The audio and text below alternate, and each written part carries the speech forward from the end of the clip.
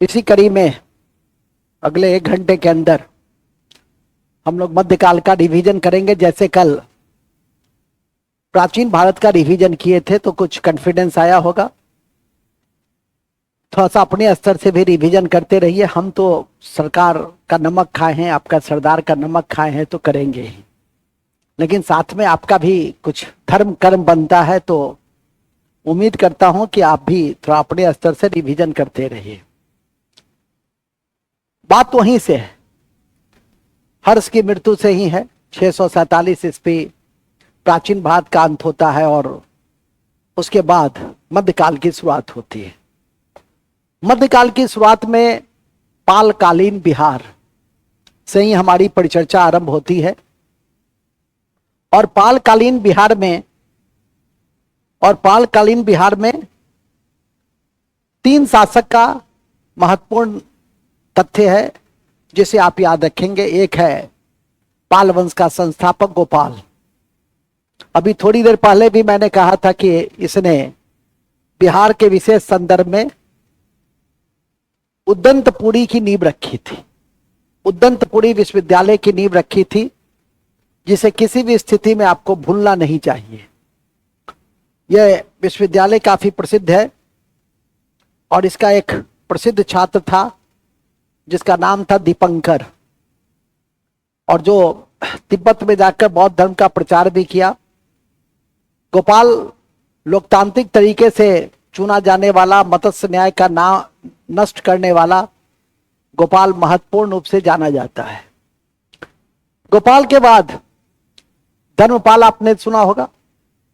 धर्मपाल के विषय में किसी भी स्थिति में नहीं भूलिएगा कि विक्रमशिला विश्वविद्यालय की नींव धर्मपाल ने ही रखी थी। आप तो पढ़े भी थे कि पाल वंश का पहला शासक था जिसने कन्नौज के त्रिपक्षीय संघर्ष में हिस्सा लिया था, जो किसी भी स्थिति में आप नहीं भूलेंगे। विक्रमशिला विश्वविद्यालय की नींव रखी और नालंदा विश्वविद्यालय को 200 गांव दान में दिए। इसमें टाइप नहीं किया तो स्वाभाविक है, हम दरभंगा में रहते हैं, हम प्रतिभा की सीमा को समझते हैं, ठीक है कि नहीं। खैर, लेकिन मैंने आपको जानकारी दे दी कि विक्रमशिला विश्वविद्यालय ब्रजायन शाखा की पढ़ाई, और दूसरा कि धर्मपाल ने नालंदा महाविहार के लिए 200 गांव दान में दिए। तो वो सब आपकी परीक्षा के दृष्टि से बड़ा महत्वपूर्ण है। उद्दंतपुरी के बाद, उद्दंतपुरी विश्वविद्यालय नालंदा के बाद दूसरा आवासीय विद्यालय था, जबकि विक्रमशिला आवासीय विद्यालय के रूप में नहीं जाना जाता है। धर्मपाल में एक बात याद रखिएगा कि धर्मपाल को परम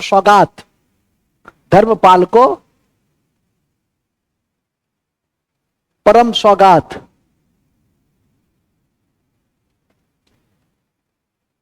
की उपाधि मिली थी। तो इस कारण से हम धर्मपाल को भी याद रखते हैं। प्रसिद्ध बौद्ध लेखक हरिभद्र उसके दरबार में रहते थे और गुजराती कवि स्वढल ने उसे उत्तर पथ स्वामिन की उपाधि दिया था। तो स्वढल को याद रखिए। हरिभद्र उसके दरबार में रहते थे, उसको याद रखिए। और स्वढल गुजराती कवि तो थे ही। फिर से जाके घर पर सुनिए, फिर नोट तैयार कीजिए, तब जाकर आप परमानेंट रूप से नॉलेज को गैदर कर सकते हैं। इसी कड़ी में देवपाल है। देवपाल के विषय में सबसे इंपॉर्टेंट फैक्ट है कि जावा के शासक बालदेव पुत्र के अनुरोध पर नालंदा में एक बिहार की देखरेख के लिए 5 गांव अनुदान में दिए थे। और ये बहुत महत्वपूर्ण है। और देवपाल ने मुंगेर को अपनी राजधानी बनाई थी। पूर्व मध्यकाल में यदि पूछे कि मुंगेर को राजधानी किसने बनाई तो देवपाल ने। यदि आधुनिक भारत में पूछे कि किसने बनाई तो मीर कासिम ने। तो दोनों चीज याद रखिएगा, देवपाल को भी याद रखना है, मुंगेर राजधानी बनाया, और मीर कासिम भी याद रखिएगा कि मुर्शिदाबाद से राजधानी कहां बनाया था, मुंगेर में। तो जो आपकी परीक्षा के दृष्टि से काफी महत्वपूर्ण है।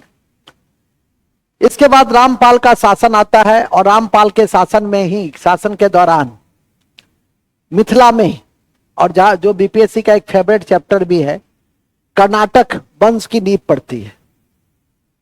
मिथिला में कर्नाटक वंश की नींव रखने वाला संस्थापक का नाम था नान्यदेव। उसका नाम था नान्यदेव, जिसने कर्नाट भूषण की उपाधि ली थी और 1797 से 1147 तक उसने राज्य किया था। तो ये नान्यदेव बड़ा इंपॉर्टेंट है, किसी भी स्थिति में नान्यदेव को आप छोड़िएगा नहीं। और कर्नाट वंश के विषय में अभी हमने आपको जानकारी में दिया ही कि 1797 मतलब 11वीं सदी के लास्ट में इस वंश का अभ्युदय होता है मिथिला में ही, जो जिसके संस्थापक कौन है, नान्यदेव है। उसकी राजधानी जहां पर थी उसका नाम था सिमरावगढ़। उसकी राजधानी कहां थी, सिमरावगढ़, शायद यहां लिखा भी है, उसकी राजधानी सिमरावगढ़ थी। याद रखिएगा। किसकी किसकी नेक्स्ट, इसके बाद आपका दूसरा शासक था और वो था नरसिंह देव। और नरसिंह देव जो दूसरा शासक था गंगदेव, वो तो सिमरावगढ़ को बनाया। फिर था नरसिंह देव, इसको याद रखिएगा। नरसिंह देव के समय में बख्तियार खिलजी को नजराना दिया गया था और तिरहुत को सुरक्षित रखा गया था, क्योंकि नरसिंह देव उस तरह का शासक नहीं था कि वो खिलजियों का मुकाबला कर पाए। तो उसने अपना कुछ ले दे के अपना साम्राज्य को सुरक्षित रखा। लेकिन इस वंश का जो सबसे प्रतापी सुधारक शासक था उसका नाम था हरसिंह देव। इसे नानदेव के बाद किसी को याद रखिए तो हरसिंह देव के विषय में याद रखिए, जो समाज सुधारक के रूप में जाना जाता है।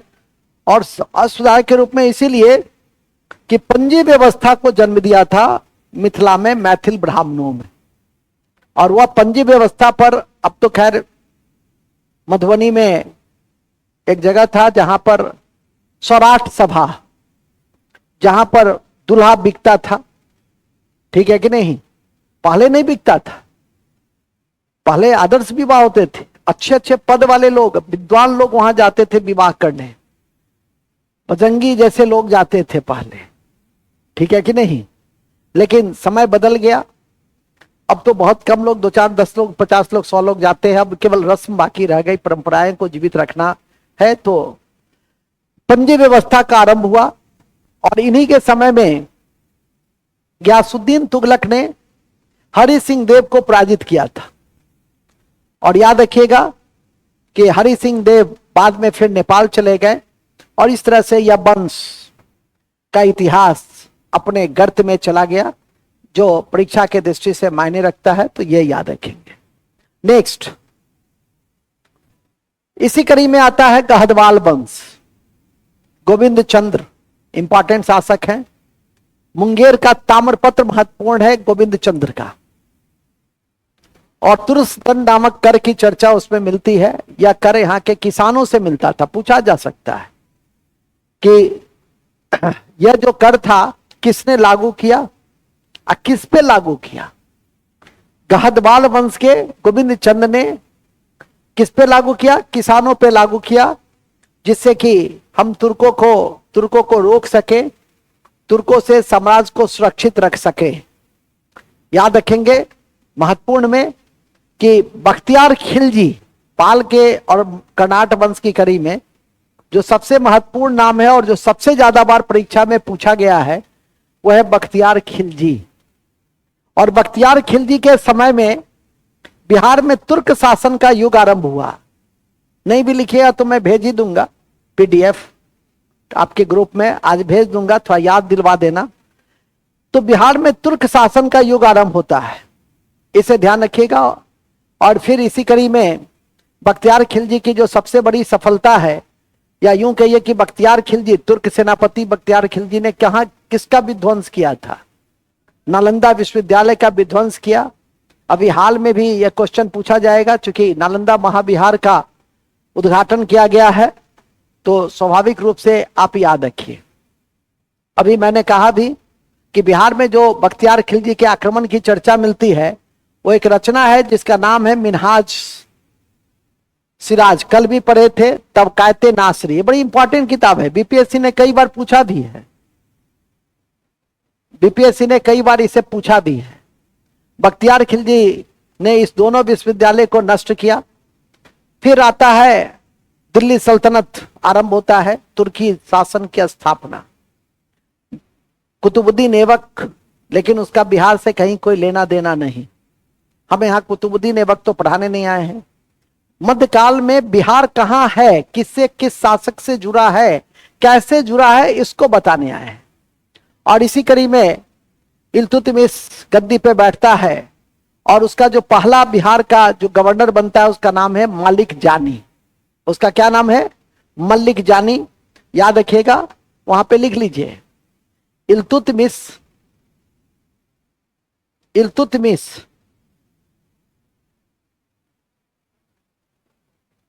इल्तुतमिश के समय में बिहार का गवर्नर, बिहार का गवर्नर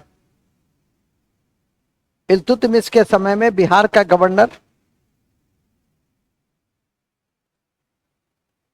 बिहार का गवर्नर मलिक जानी थे। कौन थे? मलिक जानी थे। मलिक या पहला गवर्नर, पहला सूबेदार कौन था? मलिक जानी थे। ये काफी महत्वपूर्ण है, इसलिए याद करके रखिए, ठीक है। चलिए उसमें एक लाइन और लिख दो। अलाउद्दीन खिलजी ने मोहम्मद इस्माइल को मोहम्मद इस्माइल को मोहम्मद इस्माइल को मोहम्मद इस्माइल को कहां भेजा? दरभंगा भेजा, जहां शुक्र सिंह ने उनकी हत्या कर दी। जहां शुक्र सिंह ने उनकी हत्या कर दी। जहां शुक्र सिंह ने उनकी हत्या कर दी,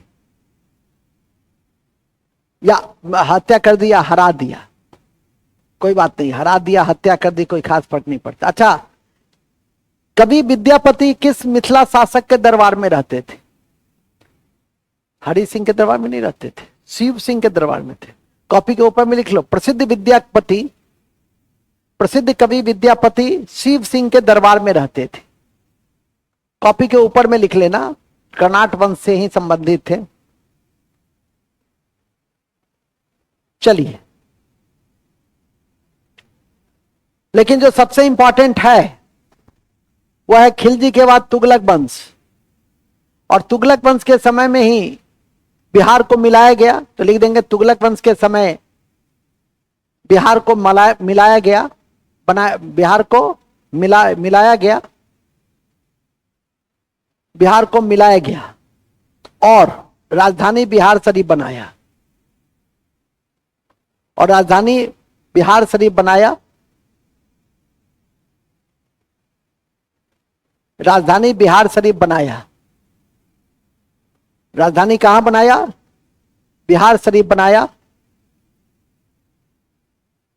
तुगलक ने सबसे प्रसिद्ध प्रशासक मलिक इब्राहिम को नियुक्त किया।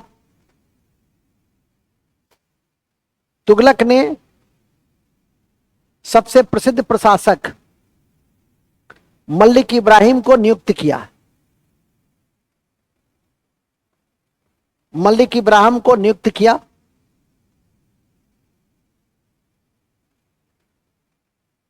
नियुक्त किया और इसी कड़ी में उसका कालांतर में एक मकबरा भी बनाया गया। और इसी कड़ी में कालांतर में उसने एक मकबरा भी बनाया, उसके नाम पे मकबरा भी बनाया गया, उसके नाम पे मकबरा भी बनाया गया। ठीक है, याद रखिएगा। जब दरभंगा पढ़ रहे हैं तो हम दरभंगा विशेष के लिए आपको बता दें कि मोहम्मद बिन तुगलक ने दरभंगा का नाम बदल दिया था और उसका नाम रखा था तुगलकपुर। दरभंगा का नाम क्या रखा था? तुगलकपुर। याद रखिएगा, हर समय में जो शासक रहते हैं वो इसी तरह से नाम वगैरह परिवर्तन करते रहे हैं। तो तुगलकपुर रखा था। और दरभंगा में एक जामा मस्जिद भी है। दरभंगा में रहने वाले लोग की जानकारी में होनी चाहिए, और वो भी मोहम्मद बिन तुगलक ने ही बनाया था। तो लिख देंगे दरभंगा को, दरभंगा का नाम तुगलकपुर और जामा मस्जिद एमबीटी के समय में ही, एमबीटी के समय में ही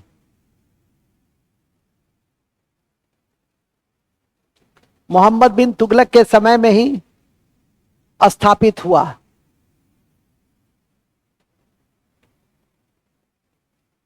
ठीक है, नेक्स्ट, फिरोज शाह तुगलक के समय इसका नाम बिहार पड़ा। फिरोज शाह तुगलक के समय इसका नाम बिहार पड़ा। बिहार पड़ा। और इन्होंने राजगीर के कुछ जैन मंदिरों को दान भी दिया। और इन्होंने और इन्होंने और इन्होंने और इन्होंने राजगीर के कुछ जैन मंदिरों को दान भी दिया। किन्होंने? फिरोज शाह तुगलक ने।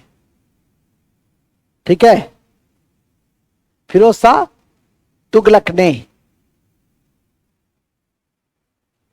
फिरोज शाह तुगलक ने। एक और लिख देंगे नोट में, तुगलक कालीन बिहार का इतिहास नोट में लिख देना। मलफुजात, मलफुजात था सूफी संतों के पत्रों का संग्रह। तुगलक कालीन बिहार का इतिहास मलफुजात, मलफुजात, मलफुजात में देखा जा सकता है, में देखा जा सकता है। ठीक है, फिरोज शाह तुगलक ने एक सूफी संत के साथ मुलाकात की थी जिसका नाम था चर्मपोश, और जिसकी जानकारी सिरते फिरोज शाही में मिलती है। ध्यान रखो, हर चीजें लिखी नहीं जाती है। दारुल सफा, रोजगार दफ्तर, यदि ये सब पूछा कि बिहार में किसने खोला, तो फिरोज शाह तुगलक ने खोला। राष्ट्रीय स्तर पर भी खोला तो बिहार में भी खोला। और अभी मैंने कहा है कि तुगलक काल में ही बिहार का नाम पड़ा बिहार के रूप में। तो ये सब आपकी परीक्षा के दृष्टि से महत्वपूर्ण है। तुगलक सुल्तान था नसरुद्दीन महमूद। उसने बिहार का शासन किसको दे दिया? ख्वाजा जहां को दे दिया। और ख्वाजा जहां ने सुल्तान उस सर्क की उपाधि ली। तो ये भी लिख लो, तुगलक सुल्तान, तुगलक सुल्तान ने, तुगलक सुल्तान नसरुद्दीन महमूद ने 1394 में बिहार का शासन, बिहार का शासन ख्वाजा जहां को सौंप दिया। ख्वाजा जहां को सौंप दिया, ख्वाजा जहां को सौंप दिया, ख्वाजा जहां को सौंप दिया। ओके, किसको सौंप दिया? ख्वाजा जहां को सौंप दिया। और सुल्तान उस सर्क की उपाधि ली, और सुल्तान उस सर्क की उपाधि ली।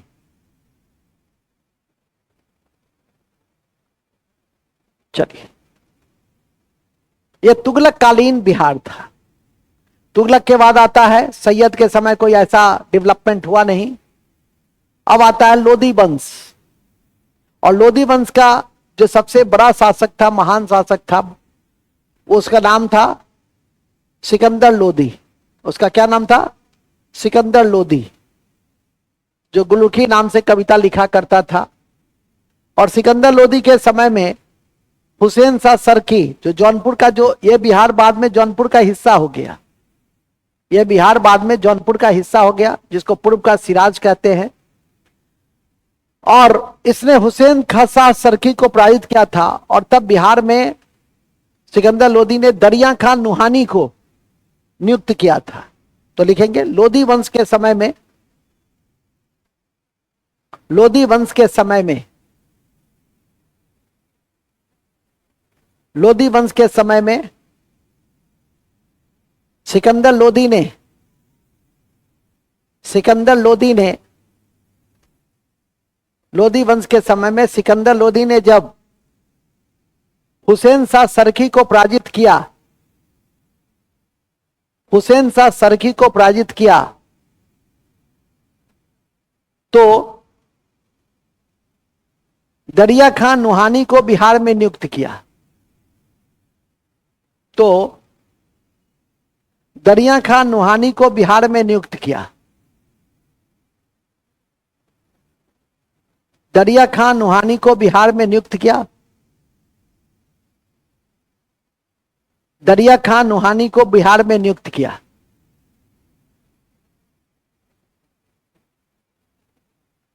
ठीक है, यह इंपॉर्टेंट है, ध्यान रखिए।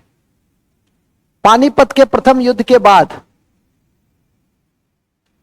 पानीपत के प्रथम युद्ध के बाद मोहम्मद शाह नुहानी, पानीपत के प्रथम युद्ध के बाद मोहम्मद शाह नुहानी, मोहम्मद शाह नुहानी, मोहम्मद शाह नुहानी ने स्वतंत्र सत्ता की स्थापना की, स्वतंत्र सत्ता की स्थापना की। ठीक है, तो किसने स्वतंत्र सत्ता की स्थापना की? मोहम्मद शाह नुहानी ने। तो यह दिल्ली सल्तनत और बिहार था। तो पूर्व मध्यकाल में बिहार को कहां पढ़े? पाल वंश और कर्नाट वंश के रूप में। ठीक है कि नहीं? पाल वंश और कर्नाट वंश के रूप में पढ़े। जबकि जबकि दिल्ली सल्तनत में आपने देखा इल्तुतमिश, अलाउद्दीन खिलजी, मोहम्मद बिन तुगलक और फिरोज शाह तुगलक। और लोदी वंश में बिहार को देखा कहां? लोदी वंश में बिहार को आपने देखा कि जब नुहानी वंश की स्थापना होती है और नुहानी मोहम्मद शाह नुहानी ने स्वतंत्र राज्य की स्थापना करता है। मुगल काल का आरंभ बाबर से होता है, लेकिन बाबर और बिहार ऐसा कोई महत्वपूर्ण तथ्य नहीं है जिसको आप याद रखिए, लेकिन हुमायूं और बिहार है। क्योंकि हुमायूं ने 1532 में, ये बीपीएससी में पूछा हुआ भी क्वेश्चन है कि 1532 में दोराहा के युद्ध में नुहानी शासक को पराजित किया था। और इसी कड़ी में फिर बाद में एक अफगान शासक का पुनः जागरण होता है जो हजरत आला की उपाधि लेता है और उसका नाम है शेर शाह। हजरत आला की उपाधि शेर शाह तब लेता है जब वो बंगाल का शासक नुसरत शाह को पराजित करता है। और हजरत आला की उपाधि लेता है, जो हर संभव स्थिति में याद रहना चाहिए कि हजरत आला की उपाधि बंगाल के नुसरत शाह को पराजित करके किसने लिया? तो किसने लिया? तो शेर शाह ने लिया। कॉपी के ऊपर में लिख लो, नहीं होता है तो कॉपी के ऊपर में बंगाल का नुसरत शाह को पराजित करके, या घेर लेना, नोट करके घेर लो, बंगाल के नुसरत शाह को पराजित करके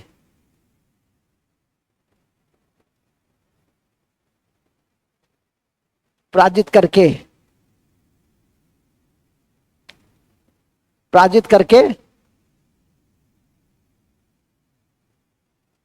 पराजित करके हजरत आला की उपाधि ली। चलिए आइए, अब इधर आइए। अब इसी नुहानी शक्ति के पतन के बाद, नुहानी भी अफगानी था और एक नए अफगान नेता का अभ्युदय होता है। सब पढ़े हैं, पूरा शेर शाह एक कंप्लीट कक्षा में आपको जानकारी दी गई है। और उसका नाम था फरीद खां, जो शेर शाह के सूरी के नाम से जाना जाता है इतिहास में। शेरशाह सहस्राम का जागीरदार हसन खां सूर का पुत्र था और शेर से एक बार भिड़ने के कारण उसका नाम शेरशाह पड़ गया। ऐसा बचपन से हम लोग पढ़ते सुनते आ रहे हैं।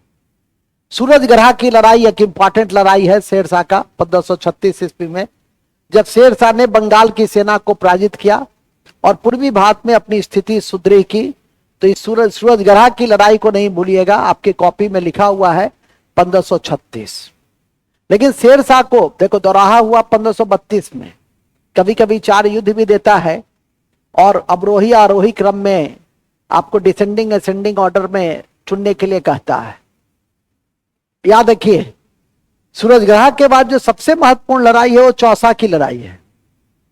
1539 में कर्मनाशा के नदी के किनारे कैसे पार करके एक भिस्ती ने हुमायूं की जान बचाई 1539 में और उसको एक दिन का बादशाह बनाया और उस एक दिन के बादशाह में उसने चमड़े का सिक्का जारी किया। सब पढ़ा हुआ है, रिवाइज कीजिए थोड़ा।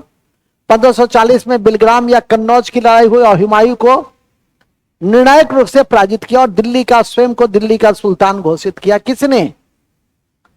शेरशाह ने। तो चौसा का युद्ध 1539 और कन्नौज की लड़ाई या बिलग्राम की लड़ाई 1540।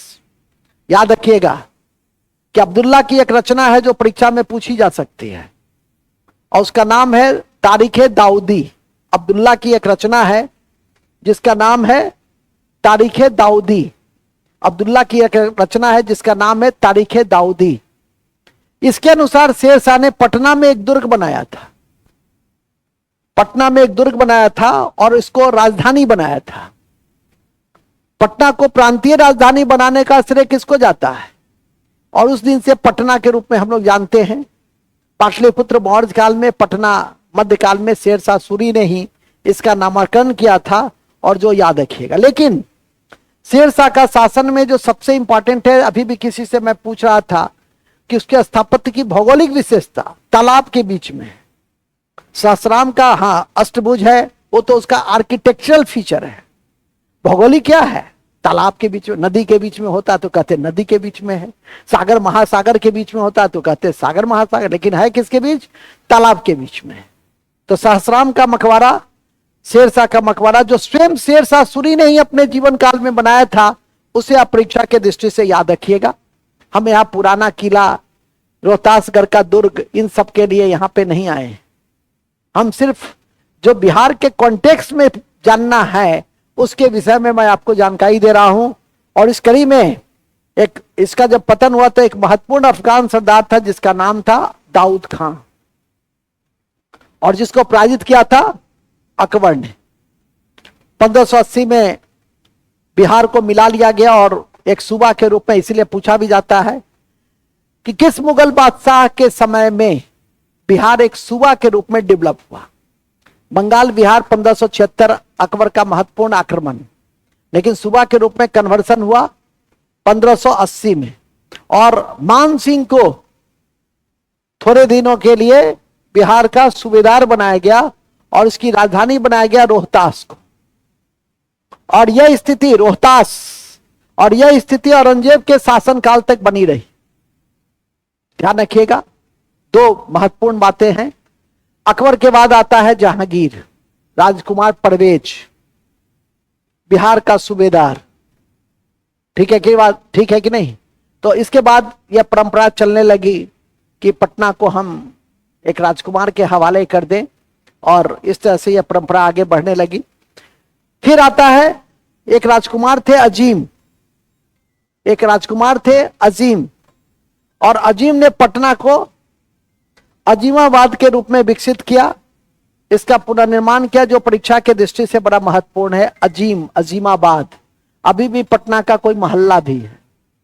लेकिन उसके बाद आता है फर्रुखसियर। कल भी मैं पूछ रहा था, लगातार मैं आपसे क्वेश्चन पूछ ही रहा हूं कि पहला मुगल बादशाह था जिसका राज्याभिषेक पटना में हुआ था। पहला राज्याभिषेक था जिसका राज्याभिषेक कहां हुआ था? पटना में हुआ था।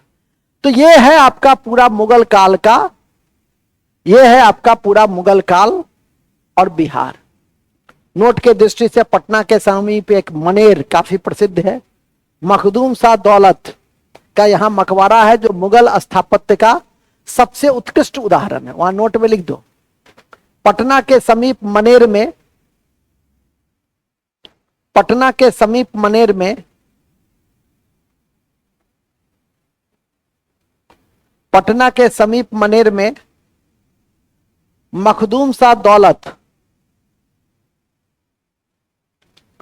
मखदूम शाह दौलत का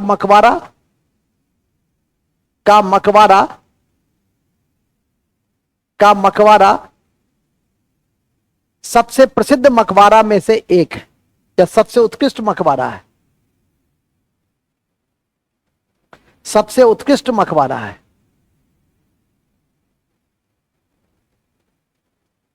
सबसे उत्कृष्ट मकबरा है। ठीक है, चलिए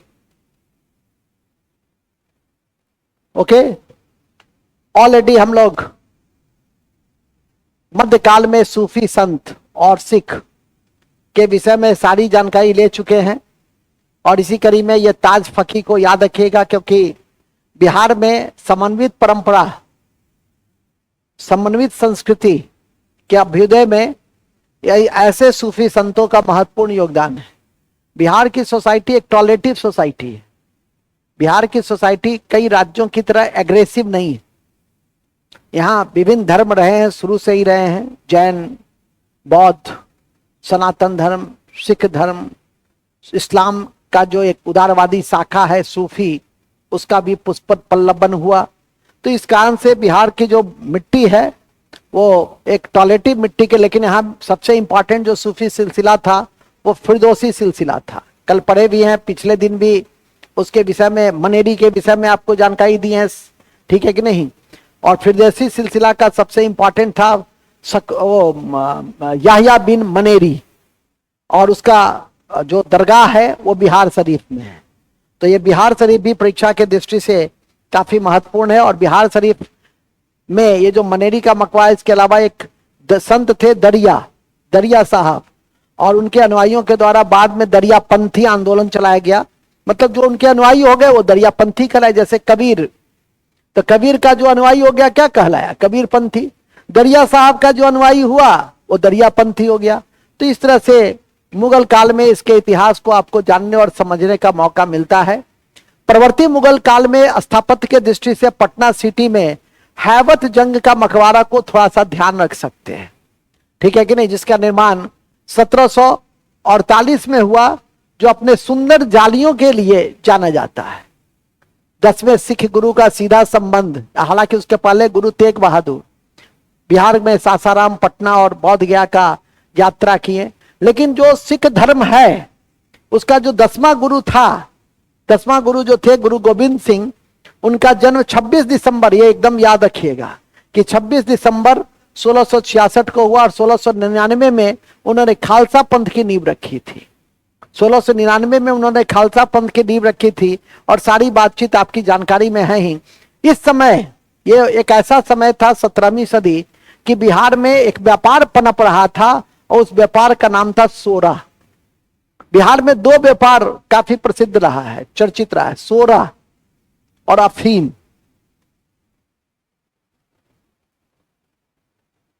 ठीक है कि नहीं, सोरा और अफीम। और सोरा के व्यापार पे डच व्यापारियों का कब्जा रहा। तो इस तरह से आपने इस मुगल काल में, और अभी आपने पढ़ा भी कि पटना में बने, बताया भी पिछले दिन, कई बार क्वेश्चन भी पूछे हैं कि 1632 में पटना में एक फैक्ट्री की स्थापना किस यूरोपियन शक्ति ने की थी, तो उसका नाम था डच। तो इन्हीं बिंदु के साथ आप इस तरह के छोटे बड़े तथ्यों को आपने देखा। सोरा का व्यापार का लाभ उठाने के लिए ही अंग्रेजों ने पटना में आलमगंज में एक अपना फैक्ट्री बनाया था, ठीक है कि नहीं, जो ध्यान रखेंगे। और कालांतर में जॉब चार्नाक को पटना फैक्ट्री का ये प्रधान भी बनाए थे। 1680 में बिहार का सूबेदार शाइस्ता खान ने अंग्रेजों की कंपनी को व्यापार पर 3.5% का कर लगाया। तो इस तरह से ये छोटे बड़े तथ्यों को आपने देखा।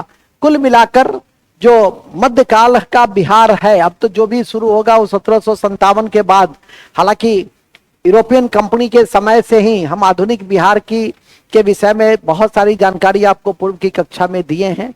हमने आज कोशिश की है कि मध्यकाल का जो बिहार है, मध्यकालीन इतिहास में जो बिहार है, और विशेषकर कि कौन बिहार का नेतृत्व किया, कौन प्रशासक था, सांस्कृतिक बिंदु पे क्या उपलब्धियां थी, कौन सा प्रमुख युद्ध रहा, कौन सा धर्म और उसकी नई शाखा का पुष्पन पल्लवन हुआ, इन सब चीजों पर आपको विशेष ध्यान रखने की। एक आध क्वेश्चन आता है और उस एक आध क्वेश्चन के लिए जितनी बात मैंने बताई है, यदि आप उतनी बातों को कंठाग्र कर लेंगे तो आपको कहीं कोई दिक्कत नहीं होगी। इन्हीं शब्दों के साथ हम आज के इस कक्षा की समाप्ति की मैं घोषणा करता हूं। और हम लोगों ने मध्यकाल का भी रिवीजन कर लिया है, आधुनिक बात का तो रिवीजन हम कर ही लिए हैं, ठीक है कि नहीं। अभी कुछ ही दिन पहले किए हैं, फिर 2-4 महीना के बाद फिर किसी दिन फिर मुलाकात होगी और इस तरह से हम लोग आगे बढ़ेंगे। अब हमारी अगली जो कक्षा होगी अगले सप्ताह, तो हमारी कोशिश होगी कि हम थोड़ा सा ज्योग्राफी का रिवीजन आपके साथ करें। अब वन्य जीव अभ्यारण्य, जनगणना, हालांकि आप लोग जानते ही हैं, नदियां, थोड़ा सा मिट्टी, थोड़ा सा जलवायु, जैसे हम करते हैं कि 50-100 क्वेश्चन आपसे पहले हम पूछे, प्रश्नोत्तर सत्र है, कुछ करेंट का सत्र है, तो इन सबको यदि आप ध्यान में करके रखिएगा तो कठिनाई नहीं होगी। इन्हीं शब्दों के साथ हम आज के इस कक्षा की समाप्ति की मैं घोषणा करता हूं। जय हिंद, जय Bharat. Thank you very much, बहुत बहुत धन्यवाद। ठीक है, चलिए, ऑल द बेस्ट। रात 9 बजे पुनः मुलाकात होगी, हमारे साथ आपकी याद रखिएगा।